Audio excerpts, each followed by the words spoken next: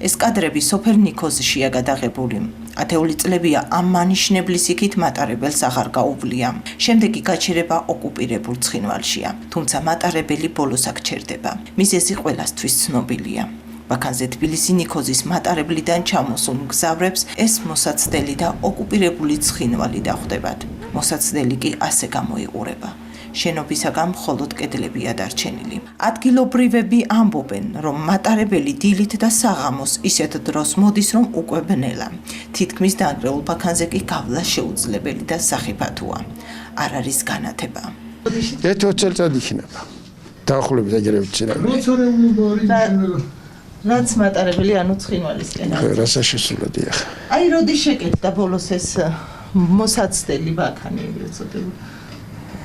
და იქნება 15 წელიწადი ეგრე დაახლოებით არა ჯუბო. ანუ შეკეთდა 2008 წლის ომამდე თუ არ იმისაა შეკეთდა. აი ხლა მაგ თუ გიწევთ ხოლმე ადგილობრივებს მატარებლით სარგებლობა ბოლოდან შეიძლება? კი როგორ არ ვიწევს არ მე 615 აკლია მაშინ გადის ხოლმე. მატარებელი ჩვენ პლატფორმიდან. ბაქანზე ბნელა მაშინ ხო?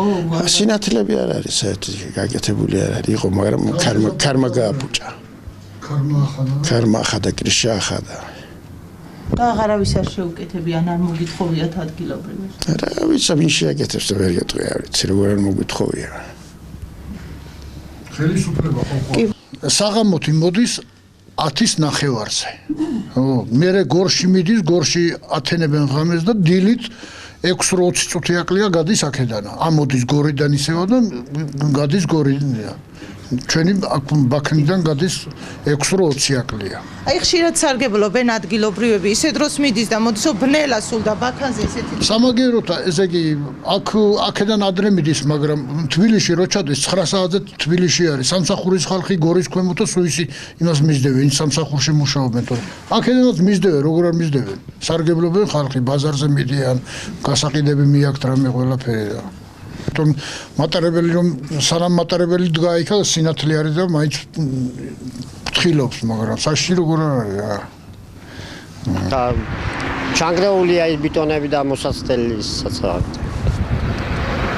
ობა ბეტონი ჩაინგრა ყინვებზე და იმებზე და დილით მატარებელი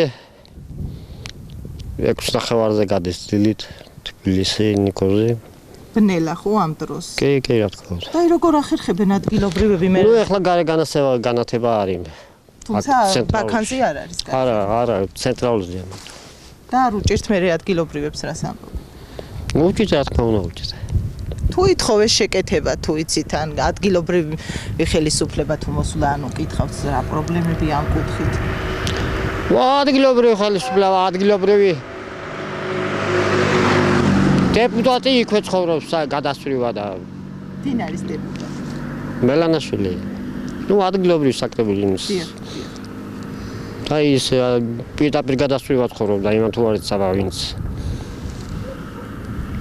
და ნշანია საღამოთი მოდის 10-ის ნახევარზე. ისევ ბნელა. კი. სოფელ ნიქოში გმირი ხალხი ცხოვრობს, ვინაიდან ეს ადამიანები კონფლიქტის პირა ზონაში არიან და მეტიც აი აქ რამოდენიმე მეტრით უკან ოკუპანტის ჯარები დგას და ჩვენს უკან არის ცხინვალი. სამწუხაროდ სოფელი ნიქოზი მიტოვებულია ხელისუფლებისგან და არამც თუ ხელისუფლება მიზრუნოს იმაზე, რომ სოფელი ნიქოზი იყოს ყველაზე მეტად მიხედილი.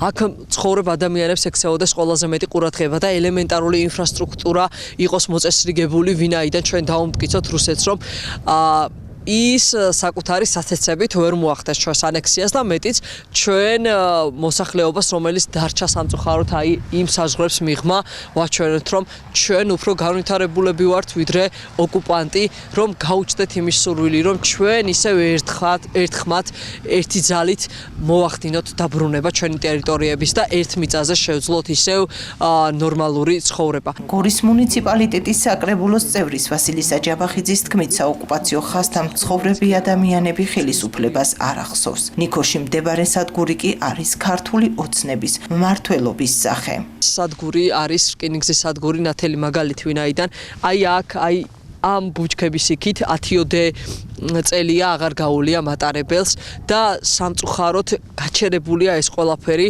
და ეს სადგური გვაჩვენებს ქართული ოცნების პრორუსულობას, ვინაიდან ეს ადამიანები არამც თუ ყოველდღიურად ზრუნავდნენ იმაზე, რომ კონფლიქტის პირას დარჩენილი მოსახლეობა იყოს ნორმალურ პირობებში, მეტიც ჯაგებში ავყოფებენ ამ ადამიანებს და რომ შეხედოთ აქ თითქოს აი აქ წყდება ჩვენი ცივილიზაცია და იქიდან იწყება ოკუპანტის მიერ შემოთავაზებული სიკეთეები, რომელსაც სამწუხაროდ ქართული ოცნება 7 წლის მანძილზე გვიმტკიცებს, რომ თურმე არც კი ჟერავს ბიძინა ივანიშვილის თქმით, რომ რუსეთს უნდა ჩვენი ტერიტორიები. ეს არის ნათელი მაგალითი ქართული ოცნების მმართველობის. მიუხედავად იმისა, რომ რკინიგზის სადგურამდე მისასვლელი გზა და განათებაც მოუწესრიგებელია გორის მერიაში, ამბობენ, რომ საკითხი მათ არ ეხებათ. ჩვენი მცდელობის მიუხედავად პასუხი ვერც რკინიგზიდან მივიღეთ. კიდევ რამდენ ხანს გაძლებს დარჩენილი კედლები და ბეტონი ნიქოზის სადგურზე უცნობია. ისიც უცნობია, მოხდება თუ არა სადგურის რეაბილიტაცია.